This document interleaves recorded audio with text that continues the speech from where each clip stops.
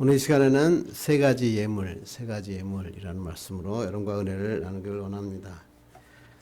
정말 오래간만에 이야기를 다시 얘기하면서 우리가 어렸을 때 크리스마스 이브 때면 맨날 이거 선곡으로 올리고 또 연극하고 24일 날 저녁에 행복한 시간을 보냈던 기억들이 다시 한번 되살아났습니다. 오헨리의 유명한 단편 소설 중에 크리스마스 선물, 원래 제목은 동방박사의 선물입니다. 이 소설의 내용은 서로 사랑하는 부부, 연인과 같은 짐과 델리의 크리스마스 선물 이야기죠. 아내 델라가 한 푼, 두 푼 모아서 겨우 모았는데 1달러 87센트 밖에 못 모았다고 합니다. 이 돈을 가지고 남편에게 선물을 주어야 되는데 살 수가 없어서 침대에 엎드려 울었습니다. 그때 그러다가 자신의 자랑거리인 길고 아름다운 머리카락이 생각이 났습니다. 아내 델라는 서둘러 밖으로 나가서 가발 가게로 가서 그의 아름다운 머리카락을 잘라서 그것을 팔았는데 그 값이 20달러였습니다. 아내는 이 가게 저 가게를 돌아다가 21달러를 주고 남편에게 줄 금시계를 삽니다. 남편 짐이 집에 들어왔는데 아내 델라의 짧아진 머리카락을 보고 놀랐습니다. 아내는 남편에게 이렇게 합니다. 여보, 내 머리카락은 금방 자랄 거예요. 내일이 크리스마스니까 머리카락을 잘라 당신을 위한 귀한 선물을 준비했습니다. 그리고 그에게 금시계 줄을 건네주었습니다. 남편이 너무나 가지고 싶었던 그러한 금시계 줄이었습니다. 그러나 짐은 남편은 알 수 없는 야릇한 표정을 지었고 그에게 실은 남편 짐은 아내에게 크리스마스 선물을 하기 위해서 금시계를 팔았던 것입니다. 그리고 아내가 그렇게도 갖고 싶었던 최고급 빗을 샀습니다. 이때 남편은 말합니다. 델라, 당신의 머리가 짧아졌다고 해서 당신에 대한 나의 사랑이 적어지는 것은 아니에요. 이걸 풀어보세요. 당신에게 시계줄을 받았을 때 내 심정을 알 수 있을 거예요. 아내가 선물 포장지를 풀었습니다. 자기가 그렇게 가지고 싶어 했던 아름다운 빗이었습니다. 빗을 가슴에 꼭 껴는 아내 델라는 말합니다. 여보, 내 머리카락을 아주 빨리 자랄 거예요. 그때 남편이 말합니다. 우리 크리스마스 선물은 당분간 잘 간직해 둡시다. 당장 쓰기엔 너무 고급인가 봐요. 서로 포옹하고 감격의 눈물을 흘렸다. 부부는 평생 잊을 수 없는 값진 선물을 주고받은 것입니다. 선물의 효용성은 떨어질지 모르지만 서로 상대방의 마음에 감사하고 행복한 선물이었다는 것입니다. 이게 크리스마스의 진정한 선물이다. 오헨리는 그렇게 생각한 거죠. 서로를 사랑하고 서로에게 필요한 것이 무엇인가 항상 생각하고 있다가 크리스마스 때 가장 소중한 것을 골라서 자기의 것을 팔아서라도 그 소중한 것을 그에게 선물할 수 있는 것, 그게 진짜 크리스마스다. 이렇게 이야기한 겁니다. 우리도 몇 년 전에 펜머스 문화선교에서 크리스마스에 대해서 조사했죠. 설문 제목이 뭐냐면 당신은 크리스마스 하면 무엇이 제일 먼저 태어납니까? 제일 먼저 많이 떠오른다는 게 29.95%가 산타클로스다. 그렇게 얘기했고 그 다음엔 크리스마스 트리다. 13.4%. 세 번째는 크리스마스 선물이었습니다. 예수 그리스도는 저 뒤에 적혀 있었습니다. 취업 포털 잡코리아에서는 직장인 700명을 대상으로 크리스마스 계획에 대해 설문조사를 했는데 설문에서 이렇게 하면 당신이 받고 싶은 크리스마스 선물이 무엇인가 그랬더니 여러분도 저도 똑같더라고요. 1위가 뭐냐면 현금이었습니다. 남자가 43.8%, 여자는 32.4%. 2위는 남자는 기프트 카드였고 여자는 반지, 귀걸이 등 액세서리였다라고 이야기합니다.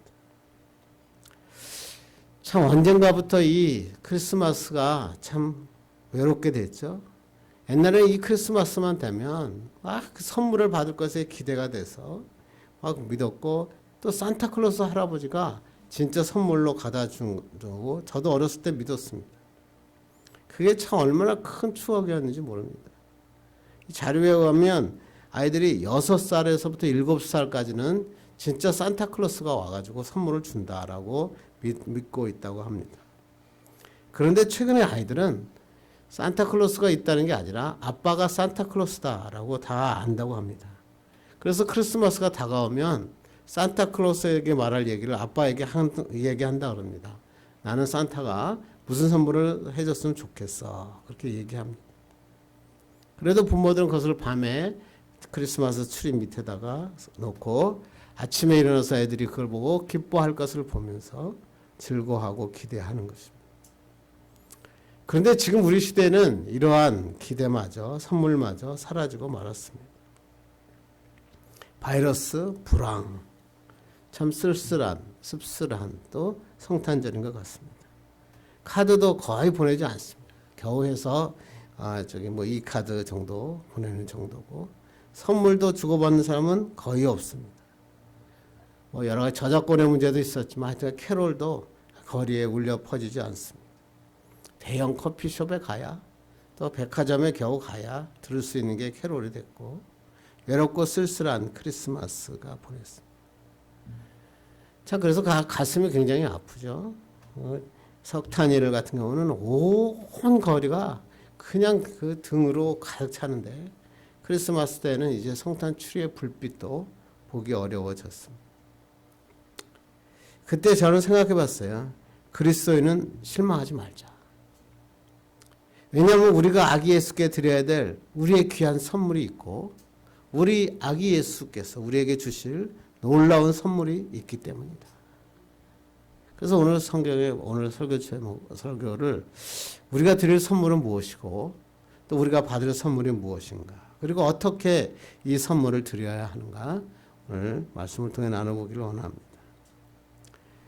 오늘 본문 말씀은 여러분이 너무나 어렸을 때부터 수도 없이 들었던 하나님의 말씀을 드렸고 동방박사들이 아기 예수께 예물을 드리던 그런 장면이 오늘 본문입니다. 한번 1절 읽겠습니다. 시작. 헤롯 왕 때 예수께서 베들레헴에 나심에 동방으로부터 박사들이 예루살렘에 이르러 말하되 본문에 보니까 예수님께서 유대 베들레헴에서 나셨다. 아주 큰 명제를 그냥 간단하게 정리하고 있는 마태복음입니다. 그리고 동방으로부터 박사들이 예루살렘에 이르렀다라고 얘기하죠.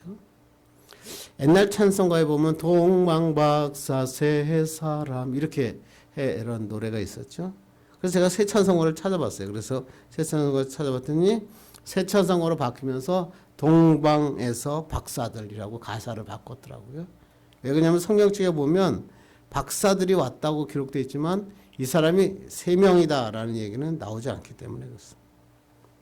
그런데 이 3명이다 이런 것은 오리겐이라고 하는 신학자가 처음으로 이야기했다 그러죠.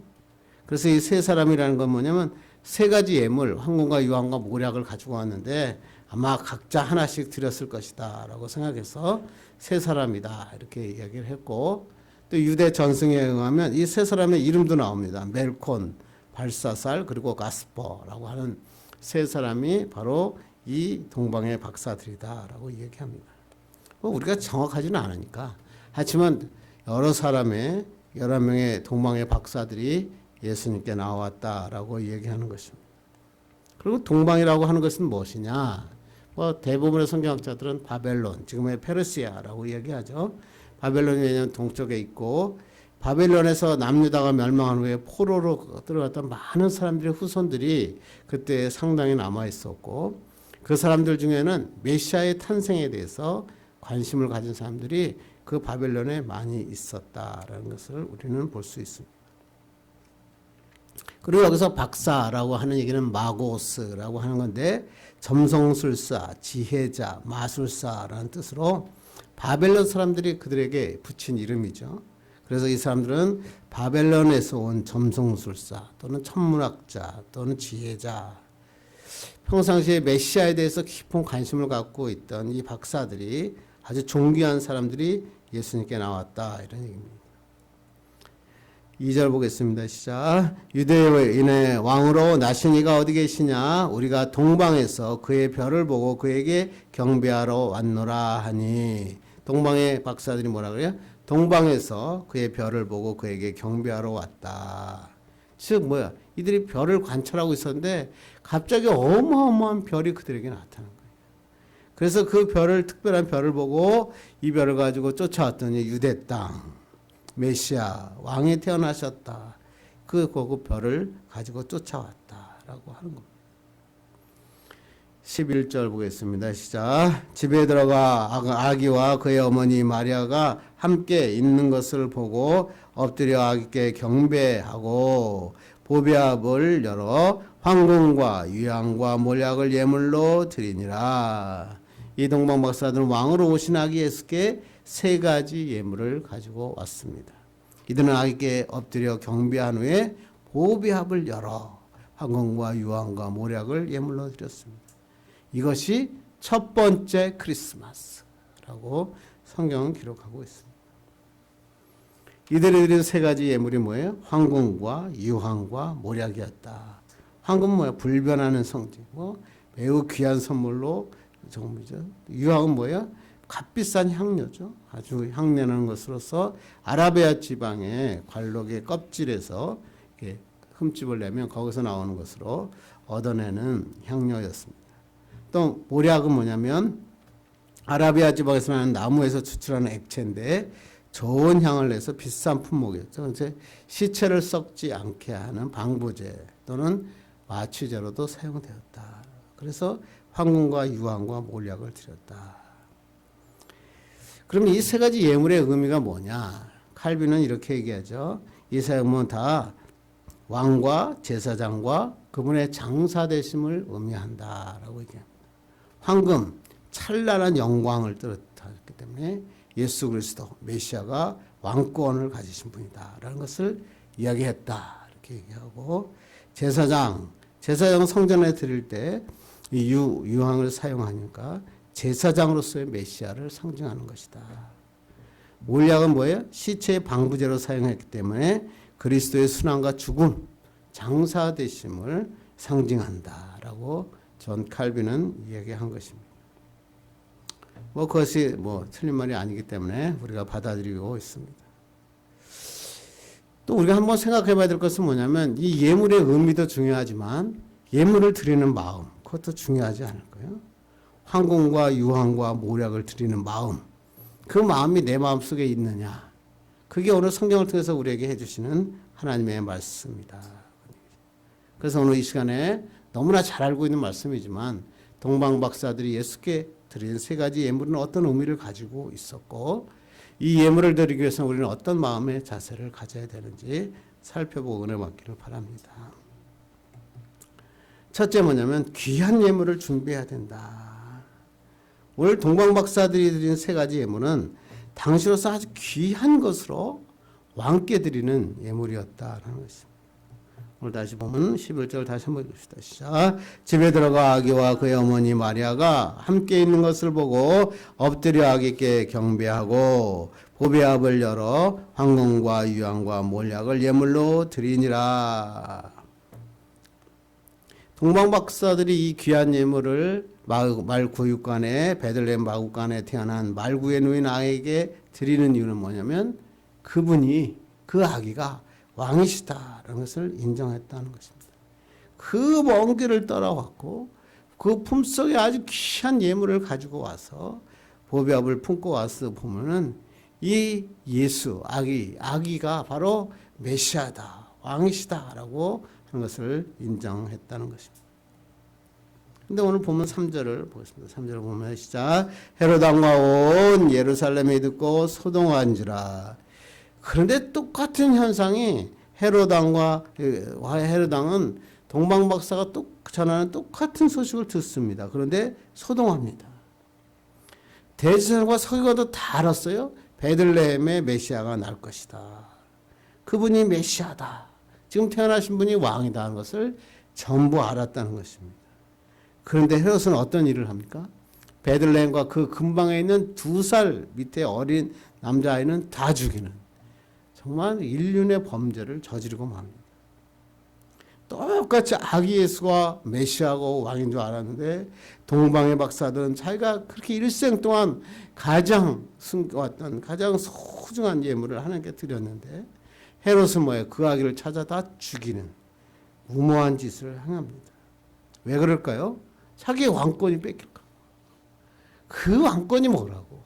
사람을 죽이면서까지도 자기의 왕권을 지키려고 하는 자들이 지금 시대에도 헤롯 시대에도 있었다라는 건 것이죠.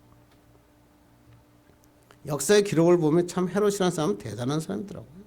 자신의 왕권을 지키기 위해서 첫 아내에게서 낳은 첫 아들을 죽입니다. 또 둘째 아내와 그 두 아들까지 살해합니다. 역사가들의 증언에 의하면 자신이 죽기 전에 예루살렘에서 가장 때가 죽을 때 예루살렘에서 가장 존경받는 사람을 감옥에 가둔 다음에 자기가 죽을 때 같이 묻어라 이렇게 명령했다고 합니다. 왜 그러냐 그랬더니 자기가 죽은 후에는 아무도 그 사람 자기에게 눈물을 흘리지 않을 것이기 때문에 존경받는 사람을 같이 묻어두면 사람들이 그 존경받는 사람을 생각해서라도 앞에서 눈물을 흘리지 않겠느냐. 이렇게 이기적이고 못된 왕이 헤롯 왕입니다. 헤롯은 뭐야? 자기가 왕권을 지키기 위해서는 무슨 짓이든지 다 하겠다. 그러나 이런 헤롯이 있는가 하면 동방 박사들은 자기가 그렇게 귀하게 여기고 있는 예물을 준비하여 하나님 아기 예수를 메시아 왕 중의 왕으로 모시고 그 앞에 예물을 드렸다는 것입니다. 지금 태어나신 아이가 메시아인데 헤롯은 그를 죽이려고 했고 동방의 박사들은 자기가 귀한 예물을 드릴 수 있었다라고 하는 거죠. 이 세 가지 예물의 첫째가 황금이죠. 메시아로서의 왕권, 아기 예수를 왕으로 당신은 나의 왕입니다. 이 지금 마구간에 대한 초라한 이 아기 예수를 보면서 제 아기 예수님 당신은 나의 왕입니다 라고 고백하여 드렸다는 것이죠. 우리도 아기 예수께 황금을 드릴 수 있어야 되죠. 황금, 성경에서는 황금이 돈입니까? 물질입니까? 뭐 그럴 수도 있죠. 자기가 가장 귀하다고 여기는 거, 자기가 가장 귀하다고 여기는 거, 그것이 오늘 황금이다라고 하는 것이죠. 어디서 하면 돈이 가장 중요한 것일 수 있어요. 어디서 하면 건강이죠. 건강. 내가 건강을, 제가 나이 들면서 이런 생각이 들더라고요. 정말 하나님 죽을 때까지 주일하게 해주십시오. 건강을 좀 주십시오. 그런 거 아니에요? 젊은이들에게는 젊음과 패기 아니에요. 젊음과 패기를 가지고 세상에 나와서 하나님 예수 그리스도께 드리는 게 얼마나 중요하겠어요. 자기 자신이 가장 중요하게 여기는 거. 그걸 하나님께 드리는 거예요. 하나님이 사용해 달라고. 그럴 때 하나님의 놀라운 역사가 일어나죠.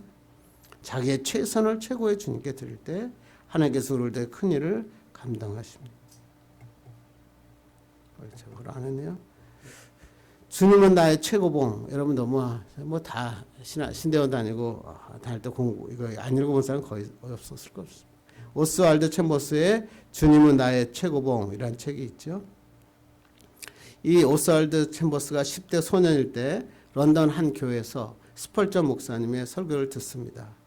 그 설교를 듣고 들어오면서 자기 아버지에게 이렇게 얘기합니다. 아버지, 이게 만약 마지막 예배의 기회가 있다면 나는 모든 인생을 마지막 예배 때 주님께 드리겠습니다. 그래서 아버지가 대답합니다. 아들아, 그게 아니라 지금도 그렇게 할 수 있단다. 이 말을 듣고 이 오스왈드 챔버스는 내 평생 주님께 나의 삶을 드리겠습니다. 그리고 약속을 합니다. 그는 미술가가 되려는 꿈을 갖고 있었어요. 에든버러 대학교에서 입학해서 예술과 고고학을 공부했는데 대학을 졸업하려고 그러는데 아무리 애를 써도 그가 원하는 길이 열리지 않은 것입니다. 그때 하나님이 그를 목회자로 부르셨어요. 그래서 그는 목회자가 됩니다. 그런데 결국 방황 끝에 정말 순종하고 신학교에 입학했는데 그의 영혼의 삶이 바뀌어지지 않는 것을 느낍니다. 그래서 하나님 앞에 눈물을 흘리며 기도합니다. 하나님께서 나를 주의 종으로 삼으셨는데 하나님 나에게 왜 이렇게 길이 열려지지 않습니까? 그러다가 누가복음 11장 13절 말씀을 읽습니다. 너희가 악할지라도 좋은 것을 자식에게 줄 줄 알거든. 하물며 너희 하늘 아버지께서 구하는 자에게 성령을 주시지 않겠느냐. 이 말씀이 오스왈드 챔버스의 목사님의 귀에 쟁쟁하게 울리고 마침내 새로운 길이 열렸습니다. 온 세계를 다니면서 하나님의 복음을 전하기 시작합니다. 런던의 성경 훈련 대학을 세워서 청년들을 가르쳐. 그러다가 1차 세계대전이 발발하죠. 그래서 그 군목으로 이집트로 갑니다.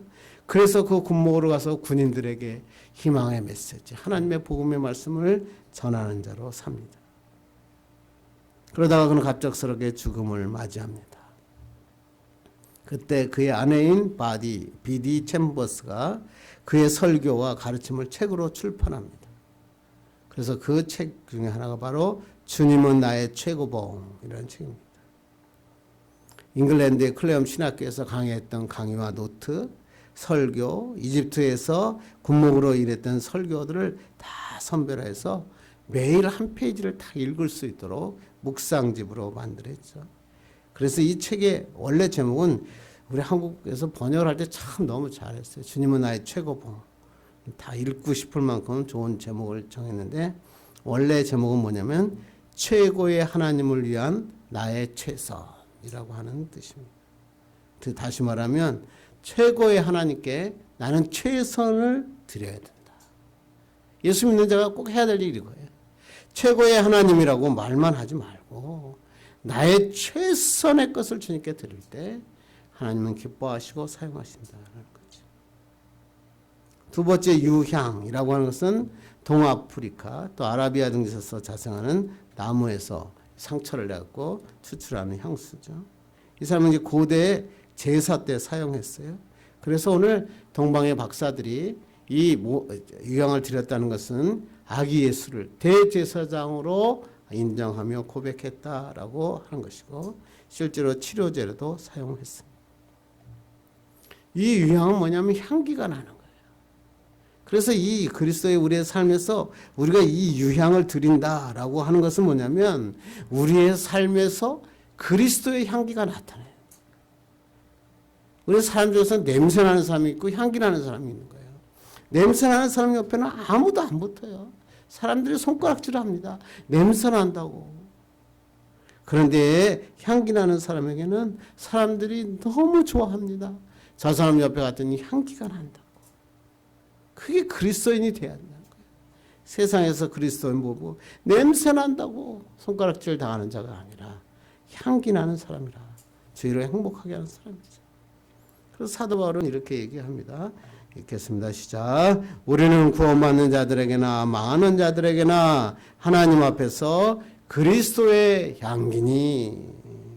우리는 하나님 앞에서 그리스도의 향기가 돼야 된다.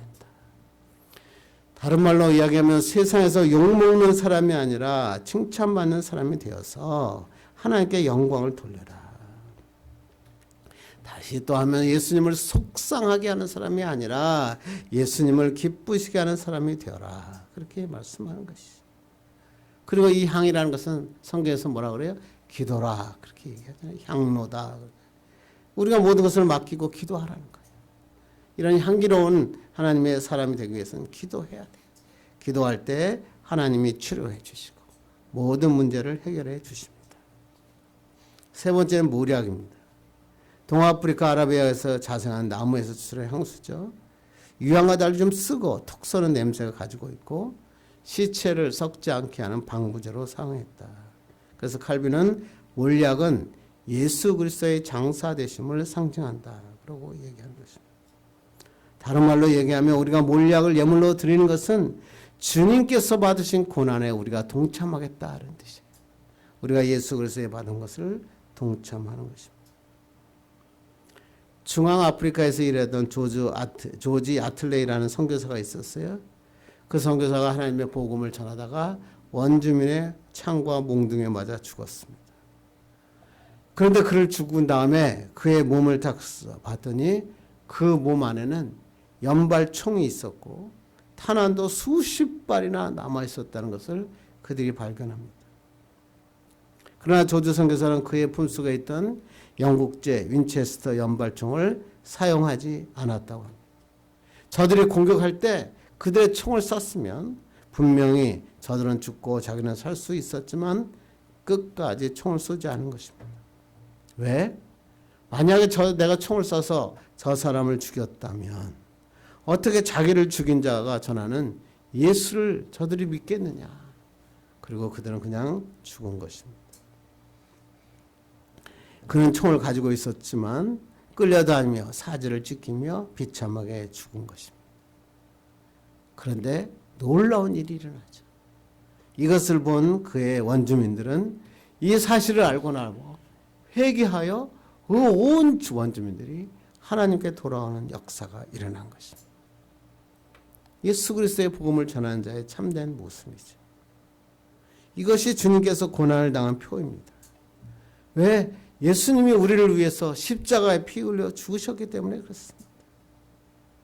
우리도 이렇게 하나님의 고난에 참여하고 하나님의 나라를 세우는데 동참하는 자가 되어야 되는 것입니다. 그래서 우리는 먼저 하나님 앞에 가장 귀한 황금을 주님께 드려야 되고 우리의 삶에서 그리스도의 향기가 무럭무럭 넘쳐나야 되고 또 예수 그리스도를 통해서 나를 부인하고 십자가를 지고 따르는 고난의 삶, 십자가의 삶을 주님께 드리는 여러분 되기를 간절히 바랍니다. 두 번째 저는 말씀을 읽다가 두 번째 말씀이 너무나 좋았어요. 두 번째는 뭐냐면 보배 합을 열어야 된다. 오늘 성경에 보니까 귀한 예물을 황금과 유황과 모략을 준비를 했는데 만약에 보배 합을 열지 않았다면 어떤 일이 일어났겠어요? 우리 한번 11절 한번 다시 한번 읽겠습니다. 시작. 집에 들어가 아기와 그의 어머니 마리아가 함께 있는 것을 보고 엎드려 아기에게 경배하고 보배합을 열어 황금과 유황과 몰약을 예물로 드리니라. 왜 이런 단어를 썼을까? 여기 참 보배합을 열어 황금과 유황과 몰약을 드렸다. 그냥 황금과 유황과 몰약을 예물로 드렸다. 그렇게 쓰이지 않고 보배합을 열어 드렸다. 그렇게 얘기했죠. 동방박사들은 메시아가 오면 드릴 황금과 유황과 몰약을 원래부터 준비하고 있었던 거예요. 아주 오랫동안 준비하면서 귀하고 귀하게 그들이 간직하고 있었던 것이요. 그래서 그들이 별을 보고 왔어요. 귀한 예물을 가지고 왔어요. 정말 비싼 예물이에요. 우리가 생각하는 그 정도가 아니라고요. 그래서 지금 구유에 낙인 아기를 봤어요. 근데 저는 이 말씀에 있다가 이런 생각을 해봤어요. 이들이 아기를 보고 실망했을 수 있지 않겠는가? 자기가 별을 봤는데 별이 하늘에서 막 번쩍였어요. 왕이 나셨다. 그래서 그 왕이 나신 곳에 가려니까 얼마나 그 사람이 기대했겠어요. 자기들이 그렇게 준비했던 황금과 유황과 모략을 등에 지고 지금 가지고 왔어요. 그래서 더워서 분명히 왕이었을 거 아니에요. 그러니까 멋진 왕궁을 기대했을 거예요. 화려한 왕궁에 야귀 예수가 금탑에 앉아서 금 구유에 누워있는 정말 멋진 모습을 아마 기대하고 그들이 왔지 않았겠습니까? 그런데 그들이 와서 별이 멈추는 곳에 딱 섰더니 그러한 엄청난 자리에 있는 분이 아니라 말 구유 위에 누워있는 어떻게 보면 아주 가난한 아주 비천한 그리고 그러한 아기였던 것입니다. 그들이 그 아기 예수를 보고 과연 보배합을 열 수 있었을까? 왜? 그 왕이 나에게 줄 것은 하나도 없기 때문에. 커다란 왕궁으로 와서 많은 사람들이 막 환영하고 있는데 자기네들이 막 예물을 드릴 때 얼마나 멋졌을까? 그런 꿈을 꾸고 왔지 않았을까? 그런데 그 아기 예수를 보면서 실망했을 것 같아요. 경배하는 것 힘들었을 것 같아요. 왜? 이들에게 이 보배는 평생 자기들이 준비해온 소중한 보배였기 때문에 그렇습니다. 그들이 이렇게 소중한 보배, 예물을 어떻게 보배합을 열어서 예수님께 드릴 수 있었겠느냐. 일반 사람으로 생각해 봅시다. 위대한 왕에게 가서 막 예물을 드리고 선물을 드리는 이유가 뭐죠? 그 예물을 왕이 보고 너무나 기뻐했어. 내가 너에게 지기를 주노라. 내가 너에게 멋진 땅을 주노라. 선물을 주는 거 아니에요? 그래서 사람들이 어떤 뭐 왕의 무슨 잔칫날에 가면 줄을 서가지고 그것을 드리는 게 인지상정이다 이런 얘기죠. 동방박사 지금 자기의 생명보다 더 귀한 보배압을 가지고 왔어요. 그랬는데 그 보배압을 딱 드리려고 봤더니 이 누워있는 아기 예수는 아무것도 채울 수 없는 정말 연약하고 보잘것없는 아기에 불과했다는 것입니다. 그래서 이 아기에게 보배압을 연다는 것은 불가능했을 것입니다. 이 보배압을 열어도 아무런 자기에게 받을 보상은 하나도 없다는 것을 알기 때문에 그렇습니다. 그래서 그대로 왔다가도 아마 보배압을 그냥 닫고 그냥 예수님께 인사만 하고 고향으로 돌아가는 것이 정상입니다. 자기 인생을 걸고 찾아왔고 생명보다 귀한 예물을 드리려고 했는데 그것을 받을 자가 마귀간 구유에 누워있는 초라한 아기였던 것입니다. 이 사람이 아무것도 나에게 해줄 것이 없는데 평생을 모아한 이 귀한 예물을 드릴 수 있었겠느냐. 그런데 성경에 뭐라고 되어 있어요? 보배압을 열어 황농과 유황과 모략을 예물로 드리니라. 어떻게 이런 일이 있을 수가 있어요? 어떻게 이들이 초라한 아기 예수를 보고 보배압을 열어 귀한 예물을 드릴 수 있었겠느냐. 참 여기에 의문이 가더라고요. 그때 글로 쓰여 있지 않지만 이 이전에 하나님의 놀라운 역사하심이 있었구나. 하나님께서 동방박사에게 임하셨어. 성령께서 동방박사에게 임하셨어. 아기 예수를 볼 때 아기 예수의 초라함, 누추함, 어린 그것을 보지 않게 하시고 그 아기 예수를 볼 때 만왕의 왕이시며 만왕의 제사장이신 예수 그리스도임을 보게 하셨다. 그래서 그들은 기쁨으로 오늘 보니까 기쁨으로 보배압을 열었다. 이걸 뭐라 그래요? 성령의 역사하심. 우리 인생에도 이런 성령의 역사하심이 필요해요. 세상을 보면 막 교회들을 욕하고 막 여러 가지 많지만 그럼에도 불구하고 예수 그리스도의 그 놀라우신 영광을 바라볼 수 있는 것은 성령의 역사하심. 그들은 아기 예수께 성령의 역사하심으로 기쁨으로 감사함으로 하나님 앞에 보배압을 열었다는 것이에요. 인생과 미래와 생명을 완전히 다 바친 거예요. 이게 축복이죠. 이게 보배압을 여는 행동인 것입니다. 그래서 이 동방의 박사들은 나중에 어떻게 됐을까? 제가 찾아봤더니 훗날에 이제 전승에 의하면 동방 박사들은 12제자 중에 한 명인 도마에게 세례를 받고 예수 그리스도를 다시 구주로 영접하고 동방의 그리스도가 뿌리를 내릴 수 있도록 죽기까지 헌신했다라고 전해지고 있습니다. 예수 그리스도 오셨는데 이방인으로서 처음 하나님 앞에 예배했다. 경배했다. 뭐 성경에 따라서는 또 어떤 이제 목자들이 먼저 뭐 경배했다. 뭐 이런 얘기도 할 수 있고 그런데 사실 뭐 그거는 다른 성경에는 나타나지 않고 누가 보면 나타나는 사건이니까 이 이방인 동방 박사들이 처음으로 하나님 이방인으로서 예수 그리스도를 처음으로 경배했던 사람이었고 또 전해지는 말에 의하면 평생토록 예수 그리스도를 위해 일생을 바쳤다. 이게 바로 보배압을 여는 사건이었어요. 오늘도 크리스마스 여러분의 보배압을 여시기 바랍니다. 하나님이 주신 놀라운 축복과 예물이 있잖아요. 나에게 건강도 있고 달란트도 있고 이 모든 것을 내가 가지고 있으면 뭐예요?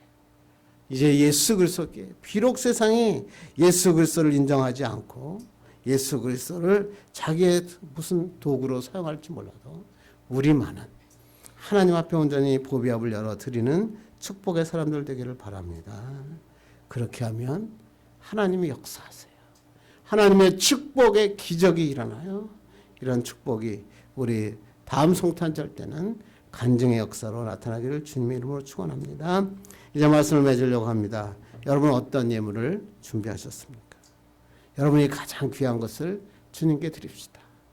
여러분 그것이 무엇입니까? 물질이면 물질, 건강이면 건강, 달란트면 달란트, 나에게 학이면 학이, 나에게 명예면 명예, 주님께 드립시다. 그리스도로 살 때 향기나게 삽시다. 냄새나는 사람으로 살아서 사람들에게 손가락질 당하지 말고 향기나는 그리스도로 살고 하나님께 예배하는 자가 됩시다. 십자가의 고난, 그 고난에 정말 기꺼이 참여하는 축복의 사람들 되기를 바랍니다. 그리고 그 예물을 가지고만 있으면 안 돼요. 하나님께 드리셔야 돼요. 복음의 합을 여시기 바랍니다. 그러면 하나님의 기적과 축복이 여러분 삶에 나타날 것입니다. 기쁨과 행복을 채워줄 것입니다. 이런 축복의 사람 되기를 주님의 이름으로 축원합니다.